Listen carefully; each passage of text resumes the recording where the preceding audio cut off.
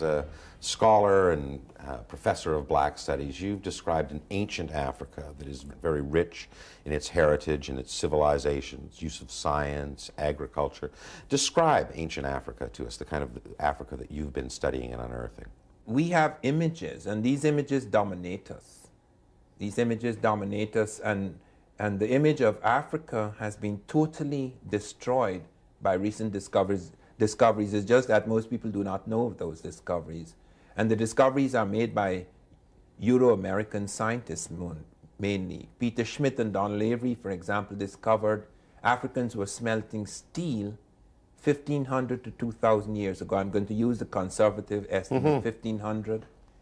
They were smelting steel at a time when nobody in the world was smelting steel. And using a one-stage process, apparently, too. Well, what was so unusual about it is that they were preheating the air. And they had a system whereby because of preheating the air and because of the other things they introduced, they were able to achieve temperatures of 3,275 degrees Fahrenheit in the blast zone. That was never achieved until centuries later. Iron actually melts at 2,642 degrees Fahrenheit. So that when they achieve this 3,275 degrees Fahrenheit, carbon from the swamp grass which they introduced would invade the iron, producing carbon crystals. Therefore, they produced steel. This is by a very, they achieved temperatures about 200 to 400 degrees higher than anything achieved in Europe or elsewhere. And this is long in advance of the production of steel. And the East Indians from India would come into the port of Dar es Salaam. They would pick up this steel, which they call wool steel, and they exported it to Europe, and Europe made Damascus swords. So the finest swords in the world were really made from African steel. But it's so much beyond simple steel. I mean, there's agriculture.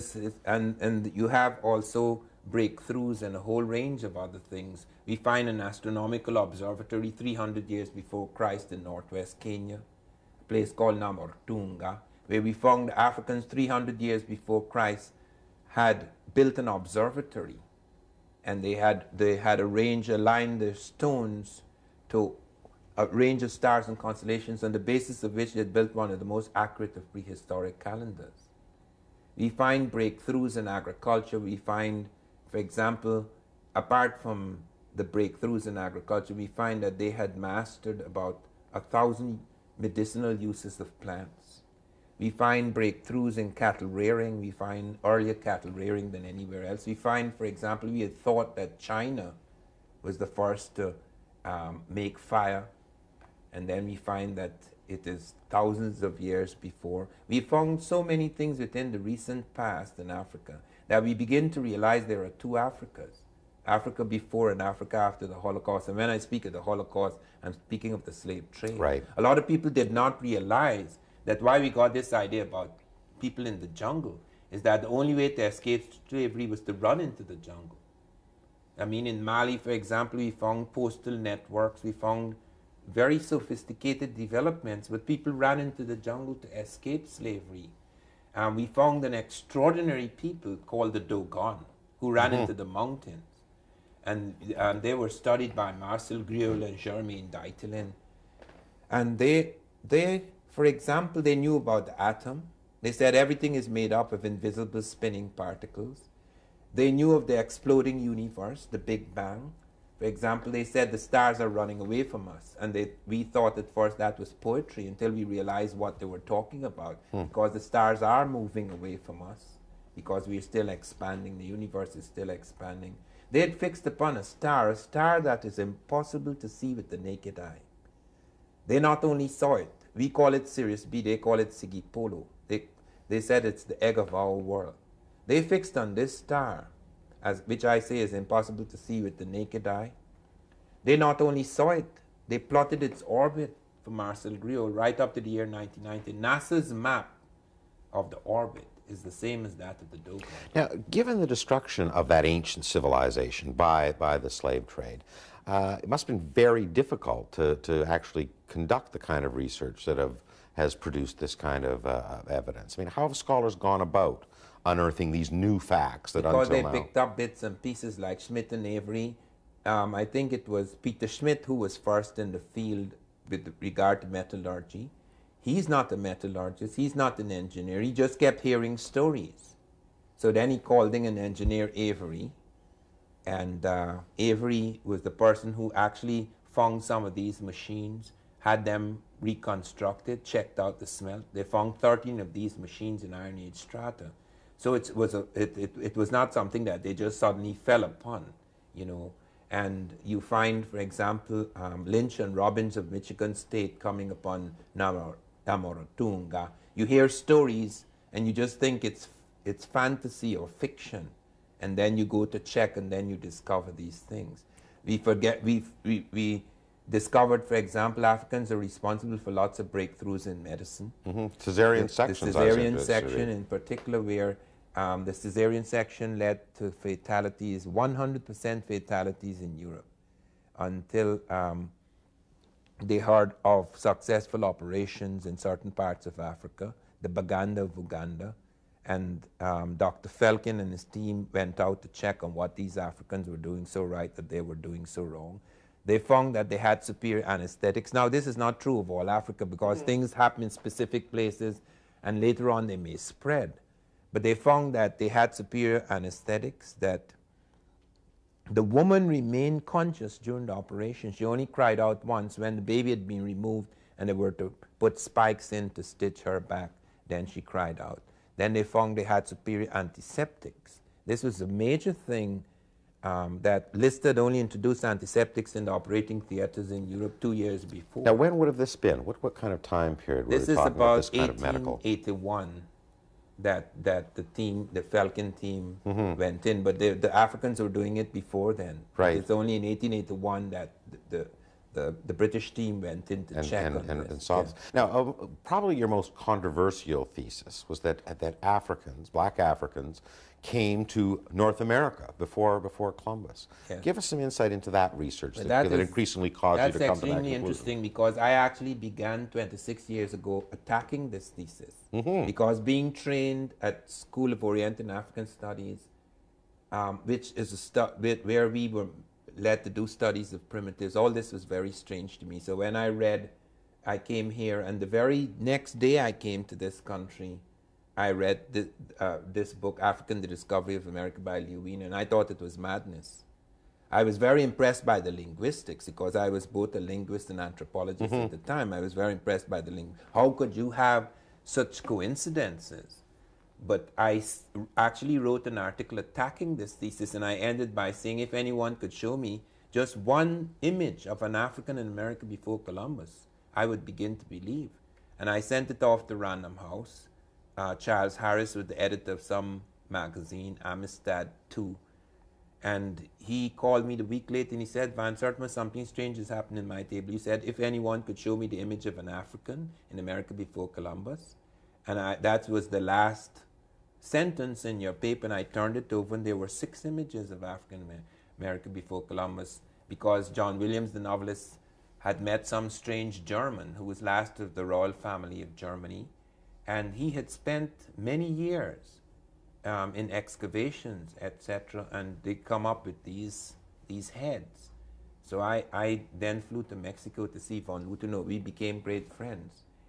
Every year I would go into different fields, into botany, into linguistics, and found that all sorts of things connected. Then I was surprised to find after about 5 years that I had collected 12 Europeans, the names of 12 Europeans who had actually seen or heard of blacks when they came, and that Christopher Columbus was the first of these. Christopher Columbus actually wrote in the Journal of the Second Voyage that when he was in Haiti, Native Americans came to them and told them that black-skinned people had come in large boats trading in gold-tipped metal spears. Columbus took 2 of these spears and sent them back to Spain to be assayed. They were microscopically inspected in Spain. And then they found that of 32 parts, 18 were gold, 6 of silver, and 8 of copper. That's identical with spears being forged in African Guinea. And all the songs that the Native Americans were using for these spears are the same songs that the Africans were using. Ghana and Kane, Kani, and Ganin, etc. The Americans had added one word, Ganini, the gold merchants, which referred to the Africans bringing in these things. And then I found Ferdinand Columbus wrote a book on his father. He said, my father told me he saw Negroes north of Honduras. And then I found that Vasco Nunez de Balboa on September 25th in the year 1513, coming down the slopes of Caracua, which is in Darien, which we now call Panama, actually saw two tall black men among the Native Americans. The Spanish were startled. These men were about 1.5 feet taller than the Native American. They were exceedingly black. They had a different texture of hair, different features. And they asked the Native Americans, where did these black men come from? And they said, we don't know, but they're in a large settlement nearby, and we're waging war with them, and we've captured these two. Several people commented that. Peter Martyr, one of the first historians of America, said that these black people must have been shipwrecked long ago from Africa and had taken refuge in these mountains. Now, it begs the obvious question is, why do we know nothing of this? Why do we have to have this television interview to find these remarkable stories and facts? The problem is that if you have a certain frozen vision about the people and you find an odd bit of information here, you're not going to follow it up and find that there's a whole lots of odd bits of information, because it's impossible to believe. It's like believing that other people, other human beings went to the moon before us, okay? Because so that if you heard about that, you know, the whole thing becomes ridiculous. Mm-hmm. But I mean, you are highly respected as, you know, as a scholar from Rutgers and Princeton University. But there are others who are out there within the Afrocentric movement who are saying that, you know, Napoleon shot the nose off the Sphinx because it had Negroid qualities, and that Cleopatra was black. Why have some kind of forced the facts almost beyond the pale and then doing it, discrediting the more scholarly work? That is a tragedy that happens perhaps in all movements. Mm-hmm. This is what has led to, when some of the colonial political movements, for example, have been destroyed by extremism, where you have a responsible body of people making a forward movement, and then other elements come up, and they think that it's necessary to exaggerate or invent. I mean, Cleopatra is probably mixed. She has some black blood, but she's probably as Egypt mixed. appeared to be at that point in time. And it's not important. I mean, who was Cleopatra? She never did anything of consequence. She was probably a great lover. And so, I mean, I really find it incredible that and all the work in the sub-Sahara now that shows that the civilizations were not just restricted to Egypt, which we know about, I think, as evidence. And also that we have found, in the case of Egypt, we have found, for example, the Americans found that in 1962, that Egypt, the pharaohs were not born in Egypt at all. Mm-hmm. Keith Seal and his team discovered pharaohs in Nubia before Egypt. Okay, and we have found many things coming up from inner Africa. That is one of the new startling discoveries, that we find about 22 plants. 22 plants or parts of plants that turn up in Egypt that come from inner Africa. We also find a whole range of other things coming up into Egypt. We found, for example, at Zaire, some kind of mathematical thing which turns up later in one of the mathematical papyri of Egypt. So we're finding that you have, I prefer to call it inner Africa rather than Africa south of the Sahara, because it involves more than south of the Sahara coming up into Egypt. Now, the unfortunate thing is that in the study of Egypt, people get involved with minor issues like, who on earth is Cleopatra? I mean, why does that matter? So that you will find people will start introducing irrelevant nonsense like that, and then people can attack it very easily, and then they blow the whole thing up. Right. Now, but one part of Afrocentrism that does seem to be fairly central is this notion of a stolen legacy, that there's been a systematic attempt by white European societies to, steal African culture and then kind of destroy evidence of its existence. How far do you buy into that notion?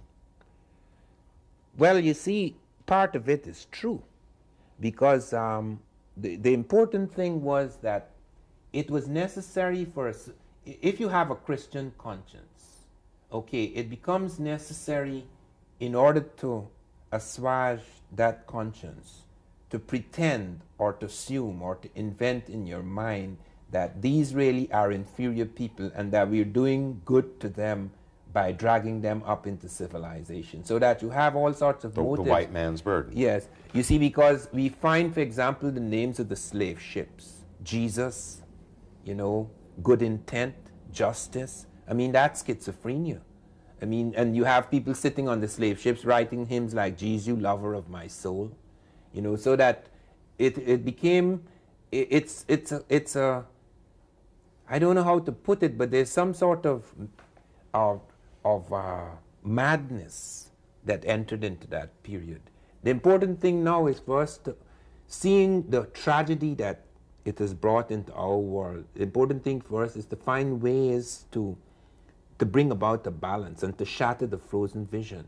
My intention of my work is to show that Africans were not the primitives we thought they were, and to try and show as responsibly as possible what were their contributions to civilization. In your public lectures, I mean, you also focus a lot on modern day black accomplishments in North America post-slave trade. I mean, everything from the invention of the steam engine to the typewriter to current developments in the space program. Again, why do we just know about Marcus Garvey and peanuts and nothing else about black accomplishments in modern history? Yeah, that was one of the most exciting parts of my exploration of this, because I went to NASA to study what blacks were doing in space and was startled to find that the leading technical astronaut in our space team is an African American, Colonel Gregory. And I was very fortunate because when I first went to NASA, they thought it was just a study of equal opportunity and things like that, and I insisted, no, I want to see the scientists, and that was extremely interesting. Because I actually sat in a spaceship, I managed to see a whole lot of things. Then NASA flew me to witness the blast off of the first black in space. And one discovered a whole range of things. I met Dr. Christine Darden, the leading woman at NASA, who is an African American. She is now reshaping our planes so that we could fly faster than sound without the sonic boom problem. That's a very serious problem for us, because the sonic boom can shatter eardrums and glass for miles around. But as you pointed out at the beginning of this question, that's a range of things. By the year 1913, more than 1,000 inventions were patented by African Americans. We know nothing of this. So to your audience who listens to this, they would say not only are these remarkable accomplishments, but they must say, why don't we know anything about this? Well, I often wonder about that, but I think the just as we have this frozen vision that makes us only see one side of Africa, so many of us grew up despising Africa, and there's also the frozen vision that blocks out achievements of African Americans. People get involved in things like music, you know, and sports, and they're not aware that African Americans have been deeply involved in science and have made breakthroughs in so many fields. Well, within the whole area of Afrocentrism, there's a very bitter scholarly debate saying that, you know, Afrocentrism has two purposes. One is to, you know, solid historic scholarship, but the other is to create a historical root and source of black pride, and that the two get mixed up all the time. Is that the case in terms of your colleagues and looking at the body of work that's out there? I think there are some people who invent or exaggerate, or at least put an emphasis on things that do not that are not of any significance. For example, I remember a friend of mine whom I shall not name. He suffered enough. I always warned him. When I was at NASA, I was told about something quite extraordinary. I can't remember what it was. Oh yes, NASA told me that in Egypt, about 2,300 BC or something like that, they found a glider. I remember reading this, yes. They found this glider. It didn't have an engine, but it was not a toy. They said it had aerodynamic qualities. I told him, I said, be very careful with this information. This is not on the level of the Wright brothers, but 2300 BC is not a joke. These guys were actually it's not 1903, experimenting. right? I made it quite clear, experimenting. With flight.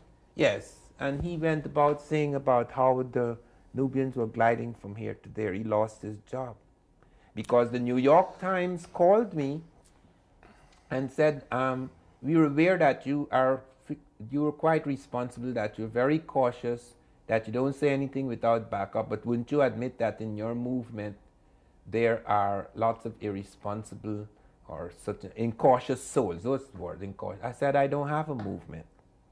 I'm alone. I don't have a movement. There is a movement going on, and there are some responsible people and irresponsible people. There are some remarkable people who are bringing forward this information. There are quite a number of them who are really quite remarkable, who have done work as significant as I have, like Dr. Charles Finch, for example, in the field of medicine. And they said, but wouldn't you admit they're incautious souls? I said, I don't know what you're talking about, because this is not the movement. This was February, about 5 or 6 years ago. Opened the paper one Sunday in February, and here is this thing by the New York Times about, they interviewed Van Sertima and something about incautious souls, and one such incautious soul was such and such, who was talking about Egyptians gliding from here. He lost his job. Now, do you think that is an attempt to overcompensate to the slave history that is the dominant part of black history for modern black North Americans? That's all they know about their history is slavery? Yeah, it is very unfortunate, but that the people are driven at times because of the enormous sense of non-achievement that has been presented by this frozen vision. But you see, it is equally reprehensible for people, even after finding out new facts, still to stick to the frozen vision that Africans are inferior and things like that. It's so unfortunate because it's a case of ignorant armies clash by night. You see, so that, I mean, one has to be extremely careful about that, and when it appears, one has to point to it. This sometimes is very difficult because you don't want to hurt people. Mm-hmm. You know, I spoke to him privately. I said, be very careful, don't say such things.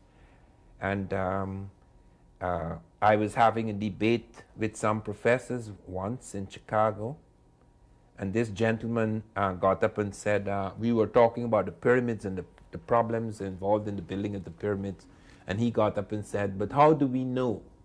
Since we do not know all the ways in which pyramids were built, how do we know that the Egyptians were not levitating the stones? And I went over to him and I said, shut up, man, don't make a fool of yourself. The Russians have shown, I had to dissociate myself from him. I said, the Russians have shown in recent experiments that you can move a small object. With certain kinds of concentration, you can move a small object, but this is an experimental stage. We have absolutely no scientific proof that man could levitate large blocks of stone. So that until we have absolute proof of that, it would be most unwise to talk about such things. The Egyptians had abilities of telekinesis, of course. But as the body of evidence starts to become overwhelming, that there really truly was a very rich civilization in ancient Africa, not just in Egypt, but also the sub-Sahara. Do you think the time will come then when black Americans will start focusing on their modern heroes and not have to look back to Africa? Well, they have a number of modern heroes, but it's necessary that that past should be recovered, because it's not as easy as in the case of the European element in America, where they don't have to. Europe has been looking back for centuries, because all the things we learned in school was about Europe. You know, when I went to university, the School of Oriental and African Studies, for example, I went with the hope that I would be able to repair this gap in me. I knew nothing about Africa. So I decided to do a degree in African Studies. All the studies of Africa were of primitives. It was just as bad as some of these extremists who were inventing things. It was very depressing. At the end of the first year, I tried to commit suicide. I drank poison. I was unconscious for about 3 days. The doctor said I had drunk enough poison to kill 3 Englishmen, and they did not understand how I could recover from those poisons. the Guyanese immunization no, system. No, eh? it wasn't Guyanese, it was forest. I had spent quite a lot of time in the forest, and we were injected with all sorts of things, with snake poison, all sorts of things like that. So somehow I had developed immunity to a whole lot of things by having poisons injected into me in small quantities. Mm-hmm. I don't know what it was, but I did survive. But I can see that frozen vision and all the kinds of myths that were perpetrated, and because of that frozen vision, created a state of mind that filled me with enormous anxiety for years. So that the point at issue is that once vision ceases to be frozen, and one becomes more fluid again, and one begins to accept that there's a great part of the world that we don't know about, or that we have closed off, that I think something significant can begin to happen. Because you see, America is still the leading country in the world. It's still the richest, the most powerful. But it has a problem that could destroy it. We are facing homogeneous giants in the East, Japan and China, that do not have these racial problems. And unless we solve these problems, we are in grave danger, because we could sabotage ourselves. So that I think it is critical that this knowledge should be handled in a certain way. While it may give pride to African Americans, which it should not lead to racial chauvinism, because one racial chauvinism versus another racial chauvinism is not going to solve the problem. Just one other different kind of frozen vision. Yes. Well, Ivan van Sertima, I mean, this is absolutely remarkable work you're doing, and that for someone who knows nothing about it at all, I find I'm a better person for having learned. I want to thank you very much for joining. Thank you.